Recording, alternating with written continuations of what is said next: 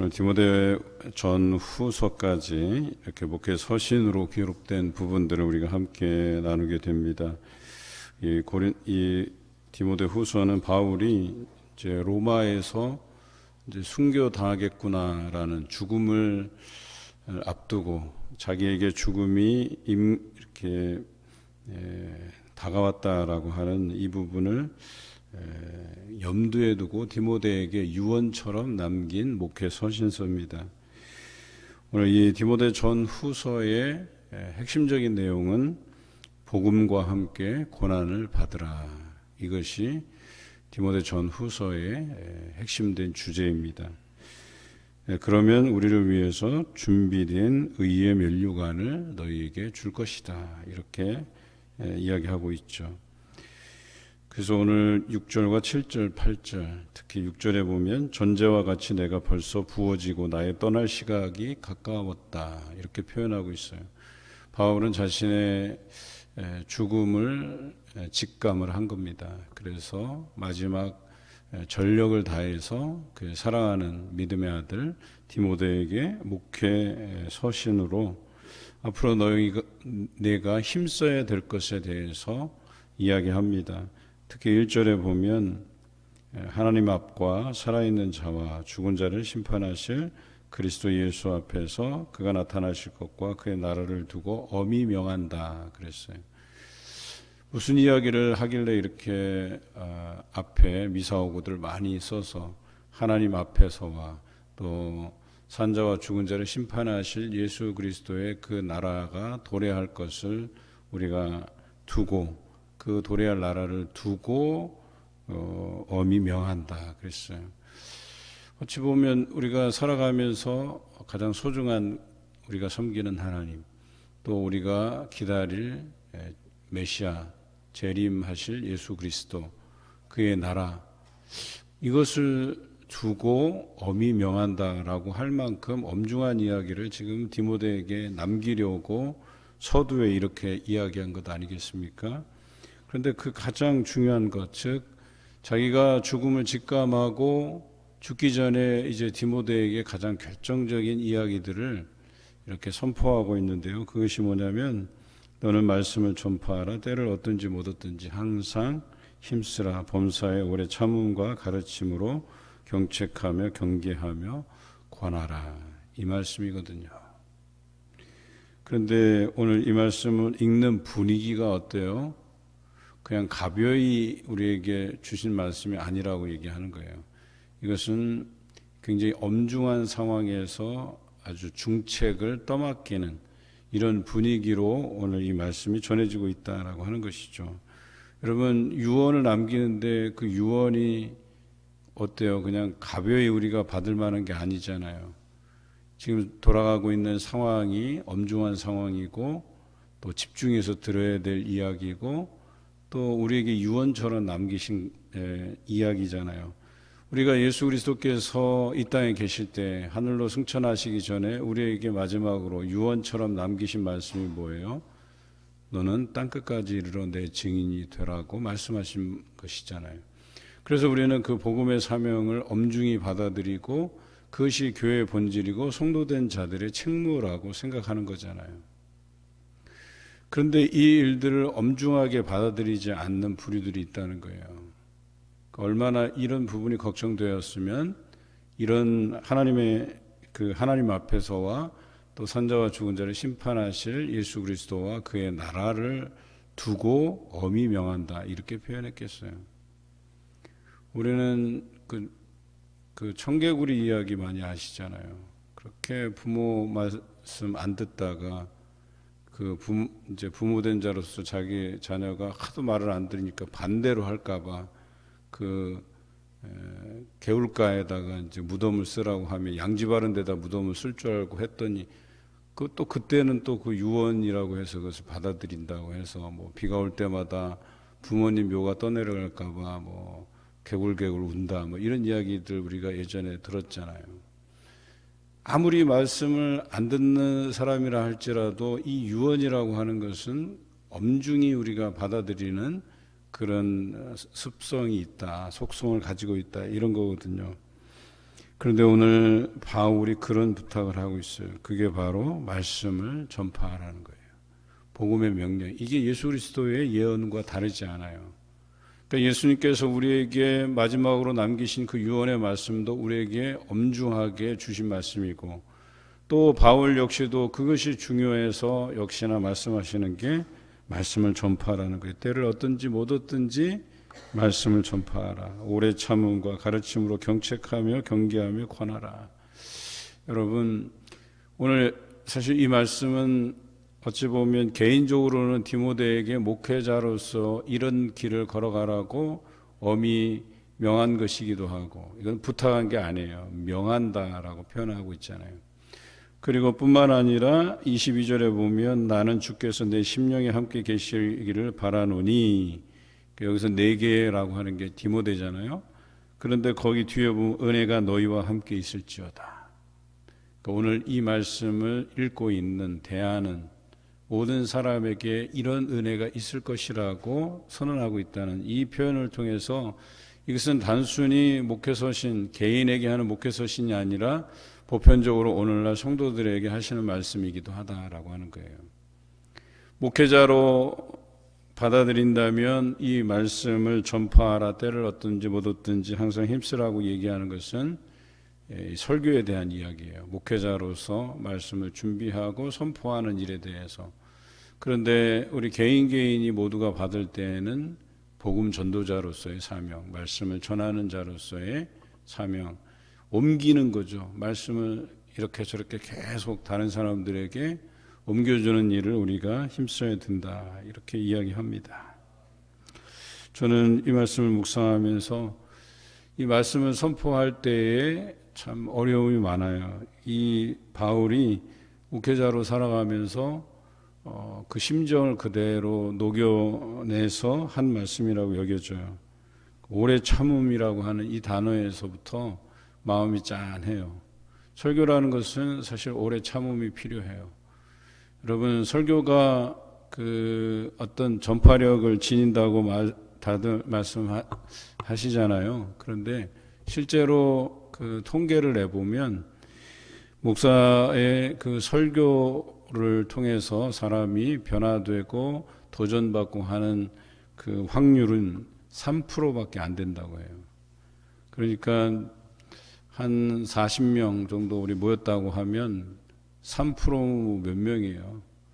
그러니까 여기 40명에 10%면 한 4명 정도인데 3%면 뭐 한두 명이 되겠죠. 그러니까 제가 올라오면서 오래 참고 이 말씀을 또 여러분들이 들으면서 이 이야기는 우리 목사님이 되게 반복적으로 강조하는 말씀이네. 이런 말씀들이 각인되기까지는요, 오랜 세월이 필요해요. 그러니까 제가 여기 있는 모든 사람을 대상으로 말씀을 전하지만 그 말씀으로 도전받고 결심하고 변화되고 하는 확률은 한두 명이에요, 한두 명. 한 100명에서 120명 예배 드리면 그 중에서 한 3, 4명 정도가 그 말씀을 듣고 변화되고 도전받고 실천하고 그런다는 거예요. 그러니까 제가 얼마나 꾸준히 오래 참음으로 이 말씀들을 계속적으로 지속적으로 강조해야 되겠느냐라고 하는 거예요. 어떤 목사님은 설교하면서 지난주에 했던 설교를 그 다음 주에도 또 했대요. 그리고 3주 연속 똑같은 설교를 했대요. 그랬더니 참지 못한 어떤 성도가 목사님 왜 이런 설교를 똑같은 설교를 매주 하냐 그랬대요.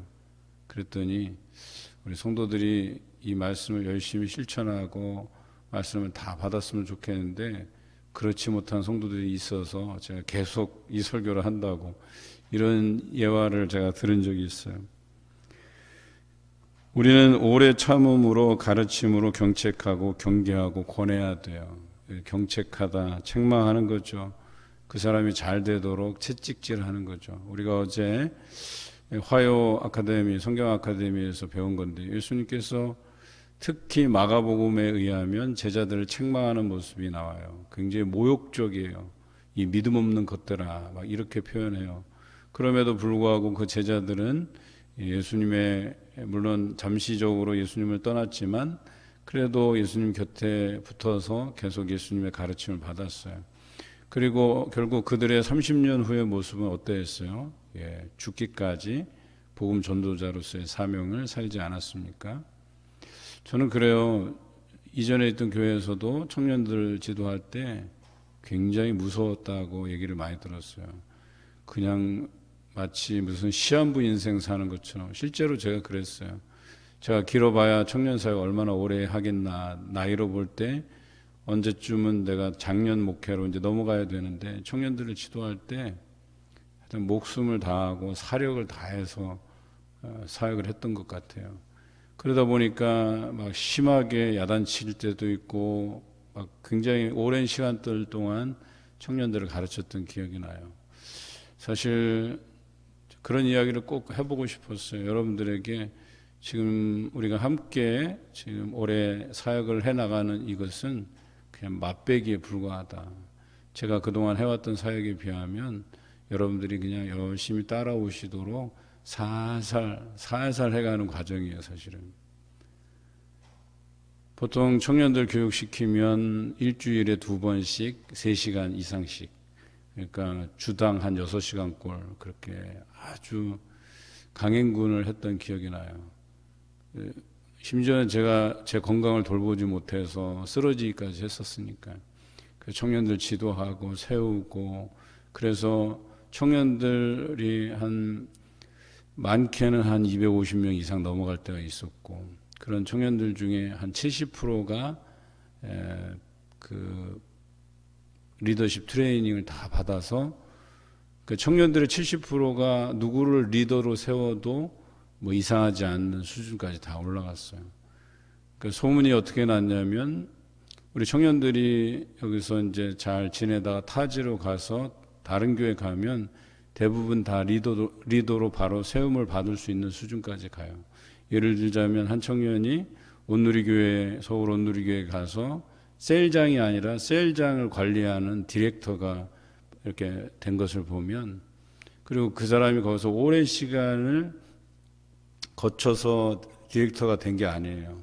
단시간 안에 가서 그의 어떤 리더십을 그 교회에서 인정하고 세운 걸 보면, 그런데 이런 청년을 키워내는 데까지 얼마나 시간이 오래 걸렸는지 몰라요.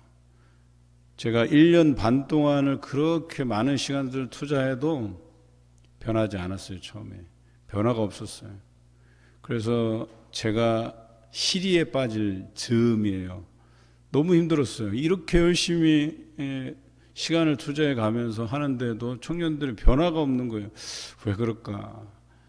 그렇다고 해서 기도를 하지 않은 것도 아니고, 열심히 기도하고 가르치고 권면하고 경책하고 또 경계하고.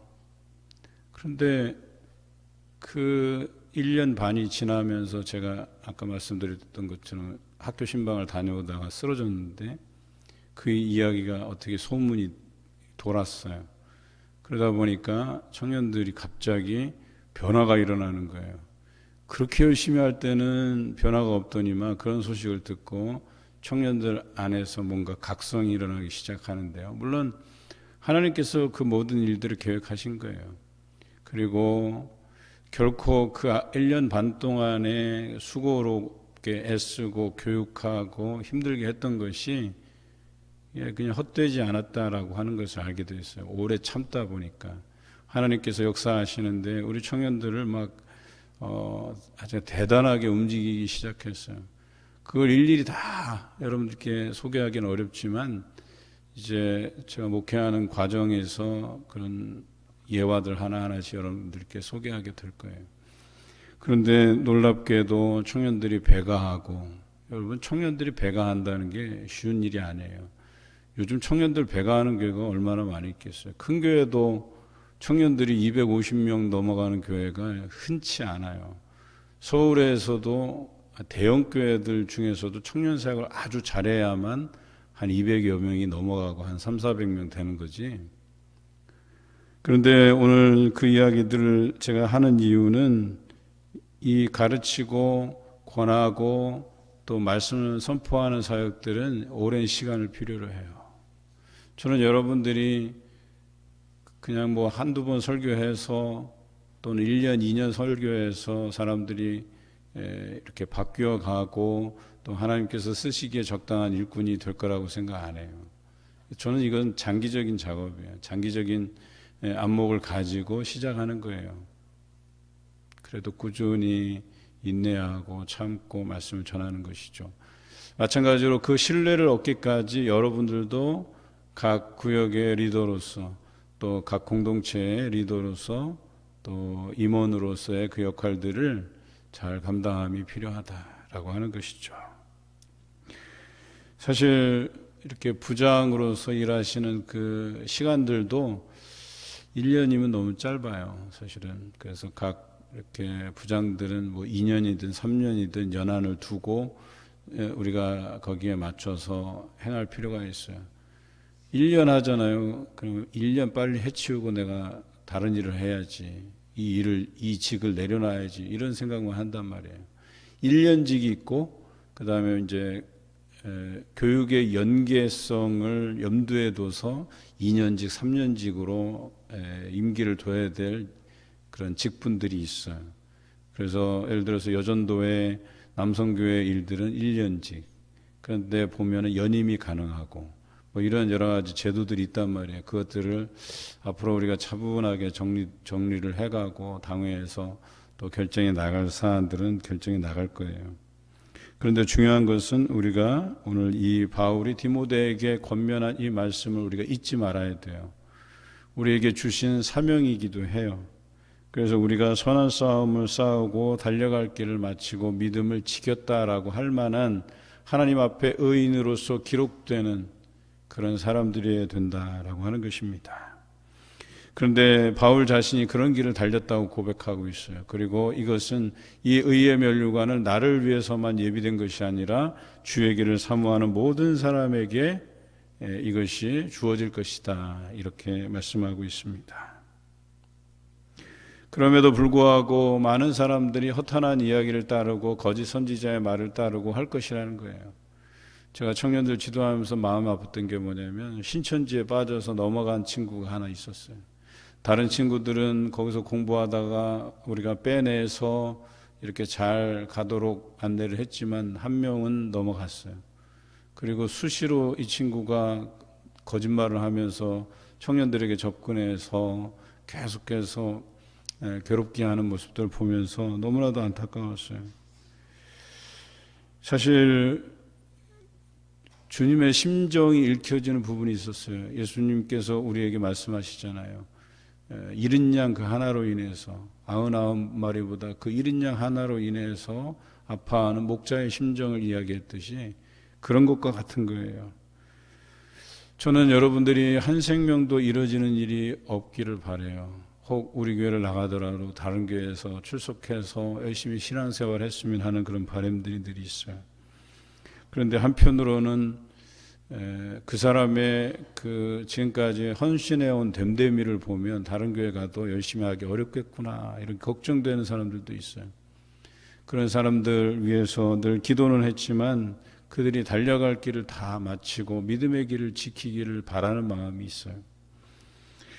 오늘 그리고 사도 바울은 사사로운 부탁들을 9절에서부터 18절까지 해내고 있어요. 이 사사로운 부탁을 보면 이제 뭔가 바울이 자신의 주변 정리를 하는구나 라고 하는 모습을 보게 돼요. 그리고 특히 디모데, 그 사랑하는 믿음의 아들 디모데를 오게 해요. 나에게로 오라고 이야기해요. 그리고 이 9절을 쭉 읽어가면서 바울을 버린 자들도 있고 세상을 사랑해서 세상을 향해서 나간 사람도 있고 또 어떤 사람들은 바울을 괴롭게 한 사람들도 있고 하지만 내가 처음 변명할 때 나와 함께한 자가 하나도 없고 다 나를 버렸으나 그들에게 허물을 돌리지 않기를 원한다 그랬어요. 그러니까 그가 사람을 바라보지 않았기 때문에 사람이 자신을 배신하고 가고 나를 버리고 세상을 향해 가더라도 그것으로 인해서 실망하지 않았다는 거예요. 바울은 하나님만 붙들고 하나님만 바라보고 갔다는 거예요. 사람을 보면 실망을 하지만 하나님을 바라보면 실망할 게 없어요.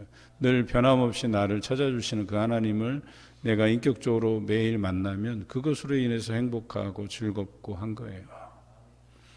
여러분, 저를 바라보지 마세요. 저도 하나의 인간이고 목사이기 때문에 저도 그냥 실수할 때가 있고 여러분을 서운하게 할 때가 있고 그래요. 그냥 저에게서 간간히 발견되는 그 하나님의 모습만 취하시기 바라요. 여러분에게 주시는 귀한 말씀의 교훈만 받기를 바라요. 인간적으로 저를 바라보면 실망할 수밖에 없다니까요. 목사가 무엇이관데 여러분들이 마치 이 목사가 무슨 신격화돼서 그 하나님의 말씀과 그 목사를 이렇게 동일시하는 것은 옳지 않아요. 저는 그냥 단지 도구일 뿐이고 수단일 뿐이에요. 또는 제가 실수해서 버려질 때가 있고 내쳐질 때도 있는 거예요. 하지만 여러분들이 제가 여러분들과 얼마만큼 오래 갈지는 모르지만 여러분들이 그 안에서 취할 수 있는 것은 말씀밖에 없다. 하나님께서 여러분에게 때를 따라 주시는 그 말씀으로 인해서 살아가면 된다라고 하는 것이죠. 지금까지 사역해오면서 그 부분에 대해서는 변함이 없어요. 그냥 소신껏 하나님께서 주신 말씀을 전하는 일에만 충성되게 일하자. 오래 참음으로 가르치고 경책하고 또 경계하고 권하는 일에 최선을 다하자. 예수님께서 이 땅에서 하신 사역 세 가지 말씀드렸죠. 전파하시고 가르치시고 고치시고 이 세 가지 사역. 저는 이 세 가지 사역이면 족하다 하는 생각이 들어요. 우리 여러분들에게 뿐만 아니라 제가 기회가 닿으면 어딜 가든지 기회를 따라서 말씀을 전파하는 그 사역들을 감당할 것이고 또 가르치는 사역들을 감당할 것이고 때로는 하나님께서 그 고쳐주시기를 바라는 고치시는 사역들을 감당해 갈 것입니다. 그런데 이것은 목사의 사역만이 아니라 여러분에게도 동일하게 적용되는 사역이에요. 예수님께서 이 땅에서 전파하시고 가르치시고 고치신 사역을 여러분들도 감당하시자라고 권면하는 것입니다. 오늘 마지막으로 19절에서 22절 이제 그의 사랑하는 동료들에게 마지막 문안 인사를 나누고 있어요. 브리스가와 아굴라, 그에게 참 도움을 주었던 부부였잖아요. 오네시보로 많은 사람들이 바울을 버리고 부겔로와 허모게너 같은 사람들이 세상을 사랑해서 이 바울을 버렸던 사람들이잖아요. 그럼에도 불구하고 오네시보로는 바울을 돕고 바울에게 유익을 끼쳤던 사람이었습니다. 에라스도와 드로비모, 또 드로비모는 오히려 병들어서 밀레도에 두었던 것을 추억하면서 가슴 아파하는 모습들을 보게 돼요. 여러분 혹시 독일에 이렇게 개혁교회 탐방을 할 기회가 있으시면 보름스에 있는 작은 그 공원에 거기에 보면 이제 동상이 이제 서 있어요. 여러분들이 가시면 그 루터의 동상인데요.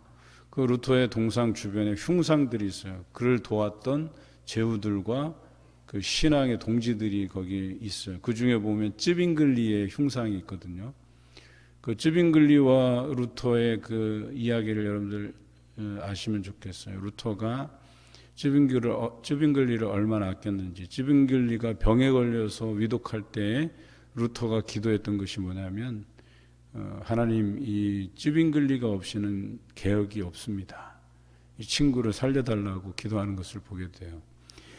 사실 바울이 그런 심정이에요. 이 동료들을 대할 때, 그 복음의 동역자들을 대할 때 같이 나이 들어가면서 병 들어가면서 목숨이 위태로울 지경에 처해 가면서까지도 그의 신앙의 동료들을 언급하고 있다라고 하는 것이죠.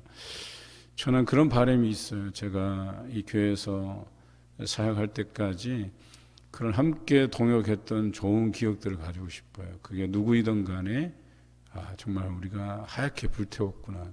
정말 하나님께서 우리에게 주신 그 사역들을 가지고 성도들을 대하면서 최선을 다하고 열심을 다했구나. 그런 인생이 되고 싶은 생각이 있어요. 여러분들 안에서도 정말 나와 동행하신 그 하나님 앞에 실망스럽지 않은, 여러분 사역이라고 하는 게 꼭 뭐 10년, 20년, 30년 그렇게 많은 세월을 갖다 봉사한다고 해서 그게 하나님의 그 뜻을 담아내는 게 아니에요. 1, 2년 짧은 세월 동안이라도 내가 하나님 앞에 성실하게 서고 하나님께서 내게 주신 그 사역들을 감당할 때 저는 오늘 이 바울이 그 동료들에게